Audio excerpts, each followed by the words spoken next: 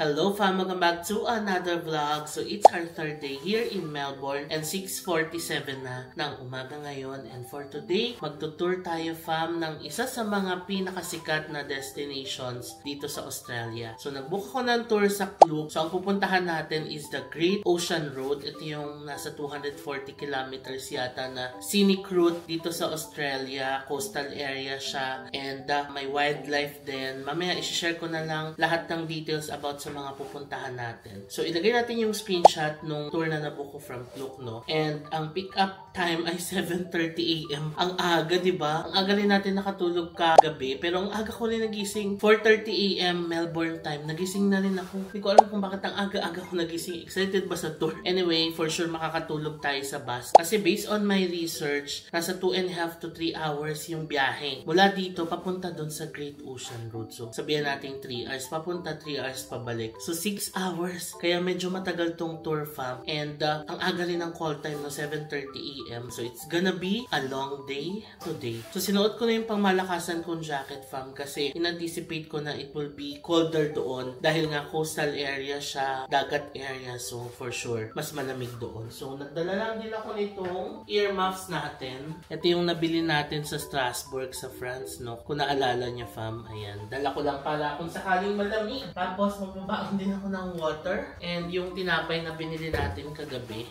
Ayan, baunin natin ito para kung sakaling magutom tayo sa bus, may makakain tayo. So, 7:30 pa yung call time and upon booking sa Klook, mamimili ka ng pick-up point. So, naghanap ako nung pick-up point na malapit dito sa hotel. Nahanap ko yung dito lang sa The Great Southern Hotel. 3-minute walk lang mula dito sa hotel as in sa likod lang. So, baba tayo in a bit kasi kailangan 10 minutes before the call time nandun na tayo. Hello! 7 AM na and papunta na tayo ngayon sa pick-up point. Tignan nyo, madilim pa dito sa Melbourne. Alas 7 na ang umaga. And medyo malamig. The temp now is 8 degrees. Ito na yung nilalakad natin. Parang umaambon-ambon din. Sabi kasi sa weather forecast, 40% chance of rain yata ngayon. And in the coming days, may 60%, may 75%. So, uulan talaga.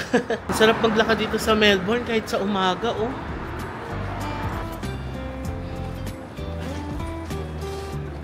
Ito na pala yung baon natin. Nilagay ko lang sa paper bag na Coles. And then, ito na yung ating pick-up point.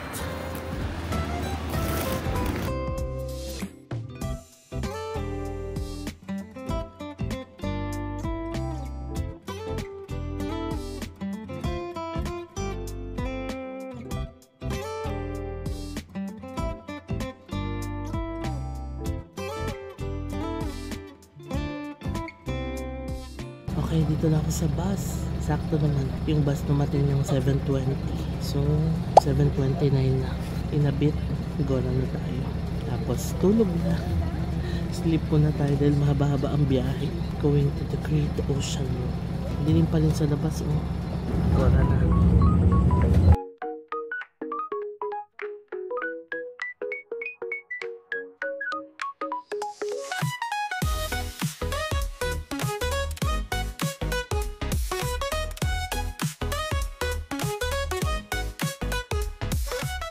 Hello! So 1.5 hours na tayong nag-drive from Melbourne CBD and nandito tayo sa Winchelsea. Brief stop lang ito, toilet break, tapos may pati daw sila dito. Ayan, nag-set up sila tour guide ng morning tea. So we're gonna stop here for 20 minutes lang bago tayo pumunta sa next stop natin. Tignan niyo yung area na to, ang ganda dito. Ayan, oh. Ganda dito sa Australia, no?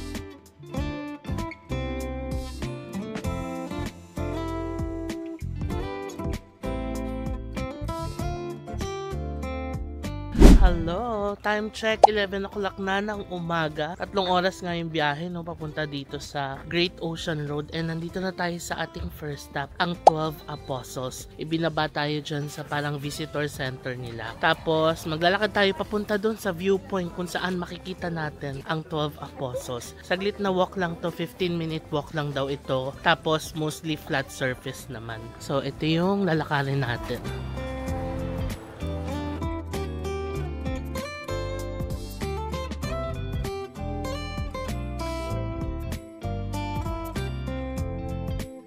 Okay, ito na ang lookout. Bababa na lang tayo dito. Parang wala namang 15 minutes yung lakad, fam. Parang mga 10 minutes lang yung nilakad natin. Wow, ang ganda pala niya sa personal. Wow. Ayan na ang 12 Apostles. Ang ganda. Baba tayo dito.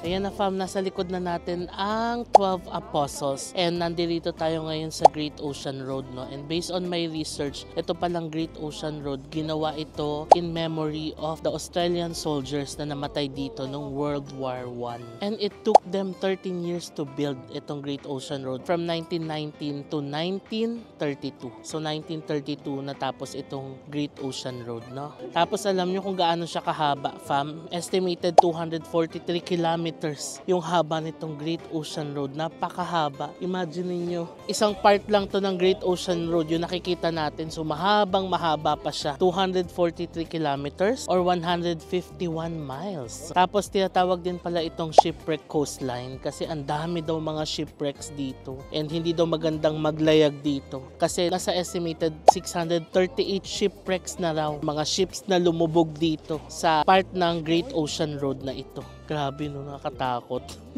Tapos itong 12 Apostles, ang tawag daw dito before ay Sow and Pigs. Tapos later on, nirename nila into 12 Apostles. Pero ngayon hindi na raw ito 12 parang 7 na lang yata yung makikita nating present dito. And nabuo itong mga ito due to erosion dito, no? So yeah, yan ang mga fun facts, fam, ng Great Ocean Road and 12 Apostles.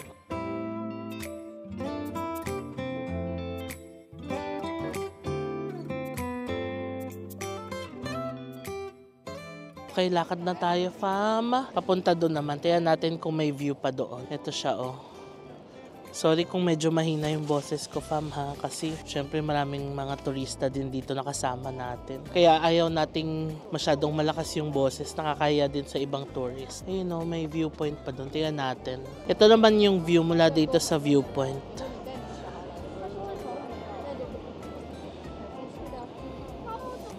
Grabe, ang ganda, no? Kalain mo, fam, mararating natin ang Great Ocean Road dito sa Australia. Napapanood ko lang to sa mga ibang vlogs, nababasa ko lang sa mga ibang article, textbooks, no? And yeah, and now we're here. Ayan. Thank you, Lord. Ito yung mga thank you, Lord moments natin, no? Kalain mong mararating natin. Tapos what I observed, ang ganda rin ng kulay nung dagat. Kulay green, parang emerald green. Tapos, ang ganda rin ng kulay nung sand dito. Pero nakakatakot maligo, no? Kita nyo, parang sobrang still lang nung dagat. Pero over 600 shipwrecks na ang nandyan. One last view bago tayo bumalik. Kasi 1 oras yung binigay sa atin dito sa 12 Apostles. So, ayan siya. Meron pa ba dito sa kabila? Tignan natin. Meron pa palang viewpoint doon. Kaya pala 15 minutes. 10 minutes doon sa taas, tas another 5 minutes dito. Sige, tiyan natin yung viewpoint dito. Time check 11:29. So meron pa tayong 30 minutes bago bumalik. Bilisan lang natin, silipin natin dito. Ito mas malapit na view. One of the Apostles. Ang ganda, no? Sobrang laking bato. Wow!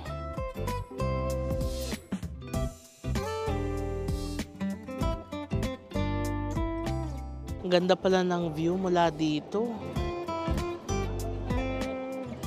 So ito yung isa sa mga viewpoints. Tapos meron ding view sa kabila.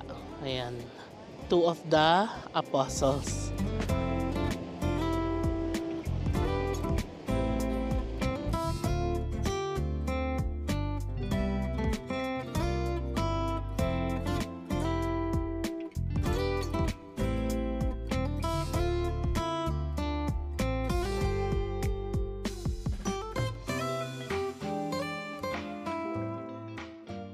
So additional info about the 12 Apostles.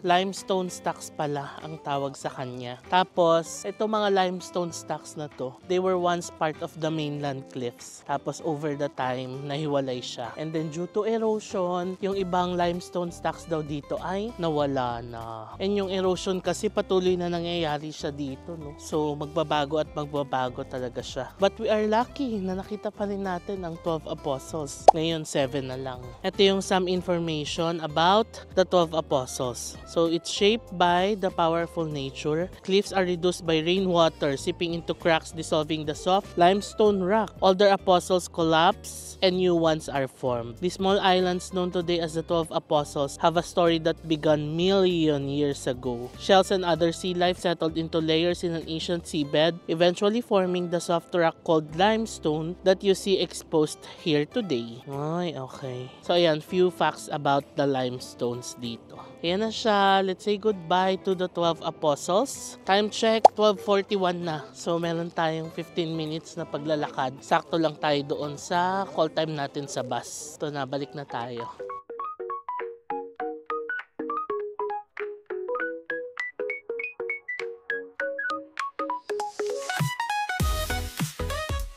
Okay, nandito na tayo sa ating next stop. 5 minutes lang yung dinrive natin mula sa 12 Apostles. Nandito na tayo sa Loch Ard Gorge. Ngayon, lakarin muna natin 400 meters papunta doon sa viewpoint.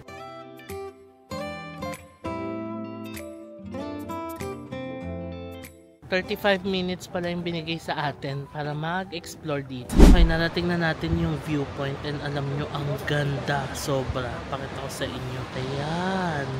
So, ito pala ang tinatawag na The Razorback.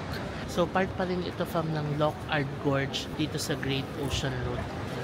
Tapos ang ganda ng storya nung The Razorback kasi nakikita nyo yung nasa ibabaw. Ayan, mga sharp edges and bumps. Teka, i-zoom natin. So yan daw mga sharp edges and bumps na yan are caused by wind-blown spray which hardens small areas of rock. Ayan, may patrivia dito. So yung mga softer rock around this erodes away, leaving an uneven surface. Ayan, with one wave every 14 seconds, there's a lot of erosion over a year, a century, or 8,000 years. Oh, ganda oh.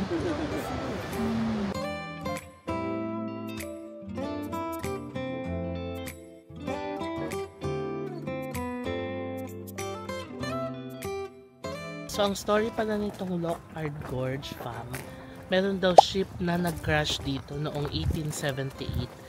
Tapos, marami daw ang namatay. Dalawa lang daw ang nakasurvive. Ang pangalan ng dalawang nakasurvive ay Tom Pierce and Eva Carmichael. So, dalawa lang sila. Tapos, yung mga kasamahan nilang namatay dito, parang nilibing din around this area. Grabe, ang tragic ng kwento niya, no? Pero, yun ang backstory ng Loch Ard Gorge. Meron pang isang viewpoint doon. Doon yata natin makikita ang Loch Ard Gorge. Tignan natin.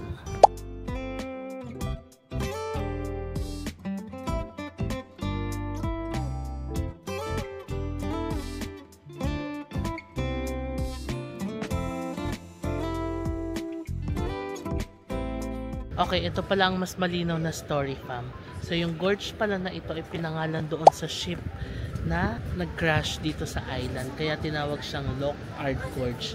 Kasi Loch Ard yung pangalan ng ship na nag-crash dito. And yung ship na yun bumiyahe mula England papunta dito sa Melbourne for 3 months. Tapos, after nung 3-month long na biyahe nila, nag-crash yung ship dito. 54 pala yung sakay nung ship. Kasama na yung mga passengers and crew. Tapos, dalawa lang yung nakasurvive. So, yan ang tragic story nitong Loch Ard Gorge. Let's go, balik na tayo. So ayun, nakakatuwa ring malaman yung history ng lugar na pinupuntahan natin, no? And napakatagal na rin na panahon nung nangyari yung tragic incident.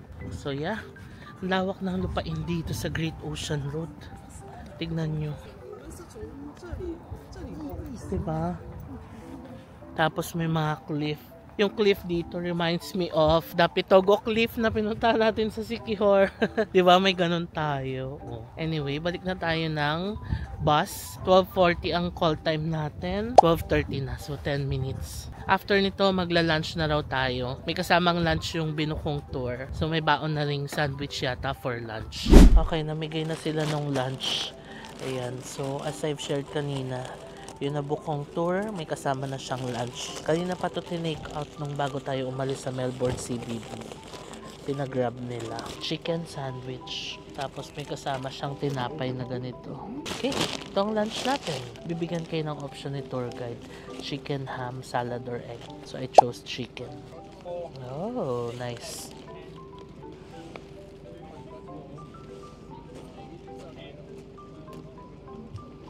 Ang sarap. It's a cold sandwich pala. Sarap ng chicken, mayo, tas merong green leaf.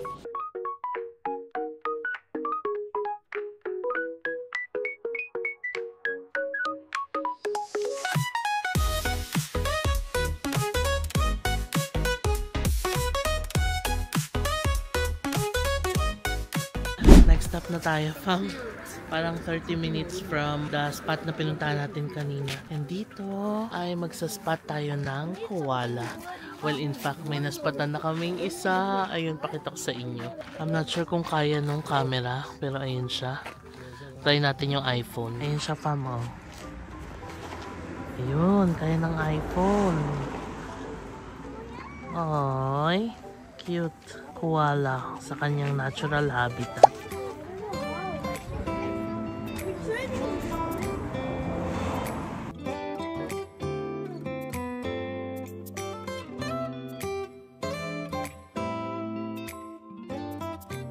Okay, we're here on our next stop, fam. Ang Melba Gully. Ayan. Sinarge ko muna yung camera ko dun sa sasakyan. So, phone muna yung ginamit ko ngayon.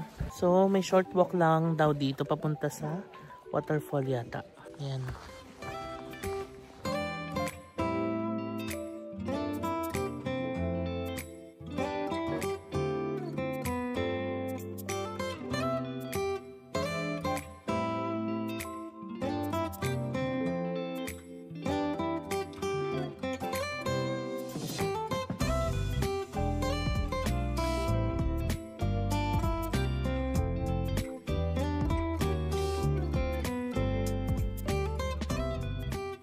Ito pala siya, the mini waterfall sa gitna ng rainforest. May snail dito. Yung mga snails daw dito are flesh-eating snails. Wow. Okay, balik na tayo, fam. So yun lang yung tinignan natin, yung mini waterfall sa gitna ng rainforest. And 30 minutes lang din yata tayo dito. So saglit din. May mga mushrooms daw dito. Pero hindi pwedeng kainin. Grabe, pwede pa lang pumunta dito ng night time. Parang ayoko naman pumunta dito ng gabi.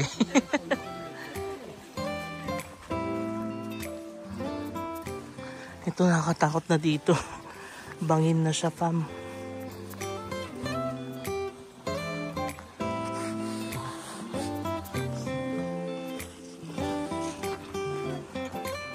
Ito, ang daming mushrooms, oh. Ayan pa, may mga mushrooms pa dito, malalaki.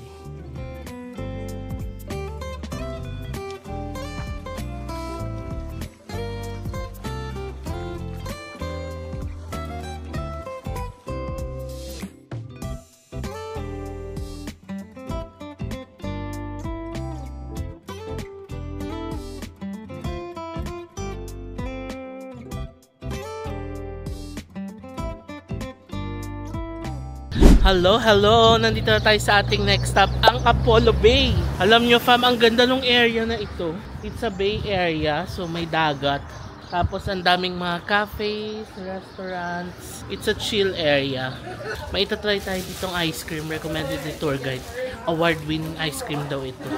Ang Doolies ice cream. Ayan.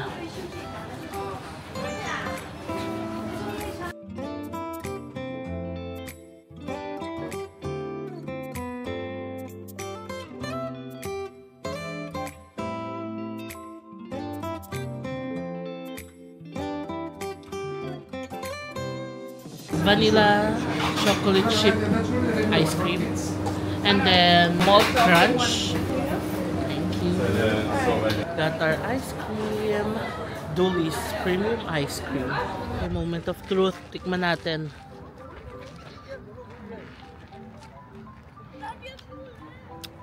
Ay, ang sarap. It's creamy. Yung malt crunch yata yung natikman ko. Para siyang vanilla ice cream na may masarap na Ovaltine. Ganon. Ay. Kaya pala siya award-winning. Ang sarap. 11/10. Sarap. Pabalik na ako sa parking. Short lang yung time natin dito. 30 minutes lang.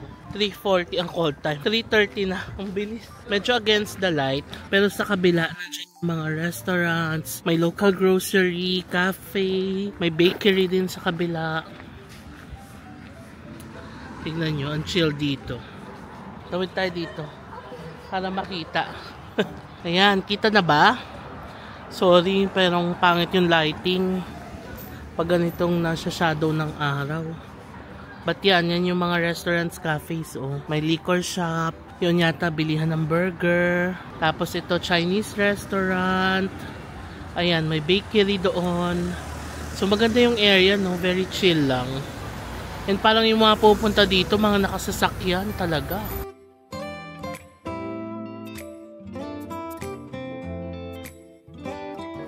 Pwede pala nating silipin yung dagat mula dito. Tingnan natin.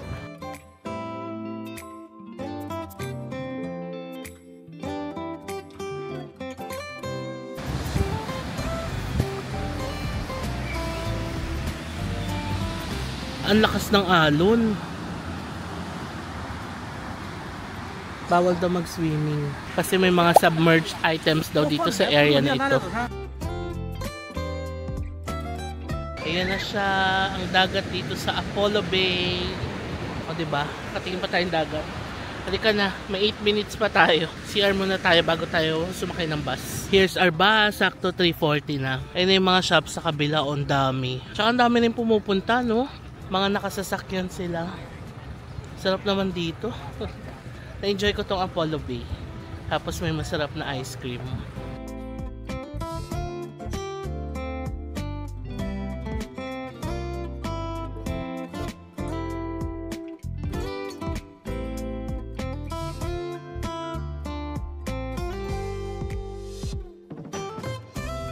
So may inistapan lang tayong area dito, fam. Nasa edge na siya ng Australia. Pakita natin yung map dito. So nandito tayo sa edge, kung makikita nyo. And itong hinintuan natin is the Godfrey Wreck. Ayan siya. So may shipwreck ulit dito. So, diba? Katulad nung nabanggit ko kanina, sa more than 600 plus yung mga shipwrecks na nandito. Tapos bawal din mag-swimming dito kasi mabato daw yung ilalim ng dagat. So ayan, may kwento yung Godfrey Wreck. Although wala naman daw namatay nung lumubog yung bangka na ito noong 1891, 5 men naman yung nalunod later in attempts to salvage yung cargo ng ship. So ayan, just a quick stop lang kasi pabalik na rin tayo ng Melbourne. So ang ginawa pala natin is the reverse tour nung Great Ocean Road. No? Inuna natin yung sa 12 Apostles, tapos and the rest bago yung memorial. Parang may dadaanan tayong arch memorial dito.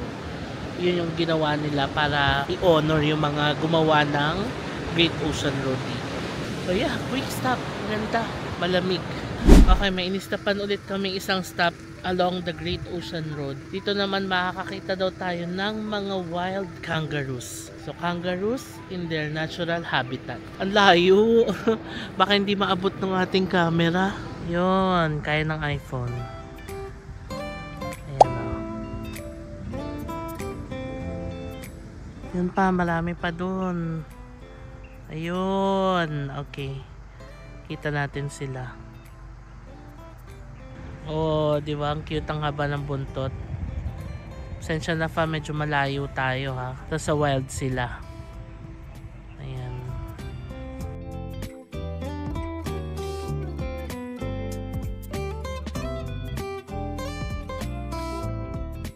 Ang cute.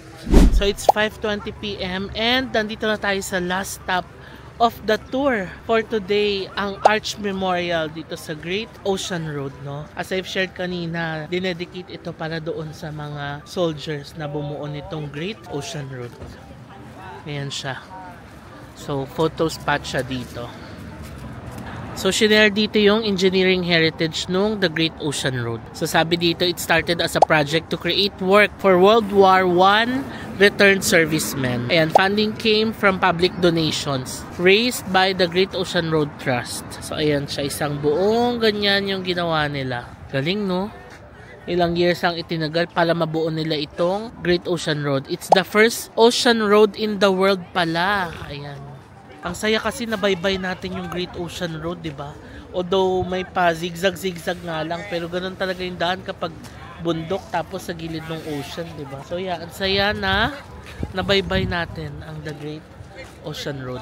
Malamig na ngayon kasi nag-sunset na. So yeah, let's say goodbye to the Great Ocean Road. I had a great time sa tour na ito.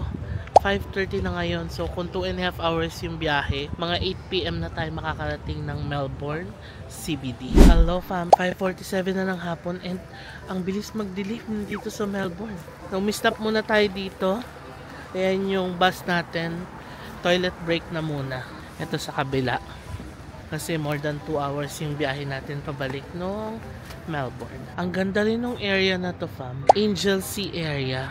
So, meron siyang beach. Tapos, meron siyang area din na katulad nung sa Apollo Bay. Na maraming mga restaurants, kainan, bakeries, cafe. Tapos, yung dinaanan natin kanina, ang daming hotels. And parang mga luxury apartments. Ganong level. Ang ganda dito. Anyway, balik na tayo sa bus at pabalik na tayo ng Melbourne.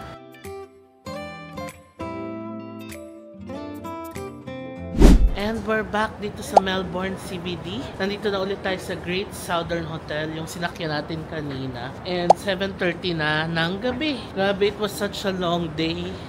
Ang aga natin nagising kanina, no? 4:30 AM. Kaya ngayong gabi, ramdam ko na yung pagod at antok. Hopefully, makatulog tayo ng maaga. At mahaba-haba naman maging tulog natin. Kasi sobrang bitin ng tulog ko kanina. So, plano ko mag-Uber Eats na lang. Papadeliver tayo fam ng food dito sa hotel natin. May gusto sana akong kainan pero nandoon pa siya banda.